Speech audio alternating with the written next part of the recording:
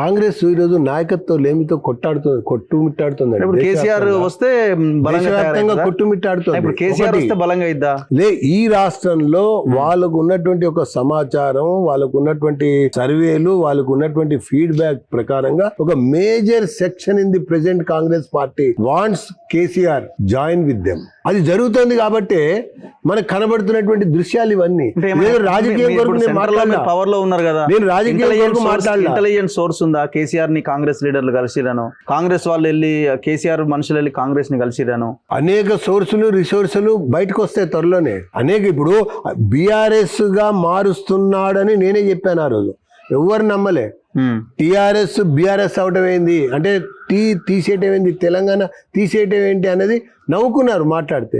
మీరే బ్రేక్ చేశారా? TRS BRS అయిందా లేదా? ప్రాంతీయ పార్టీ జాతీయ పార్టీ అయిందా లేదా? ఒక్కొక్క రాష్ట్రానికి అధ్యక్షుని ప్రకటించుకుంటూ వచ్చారా లేదా?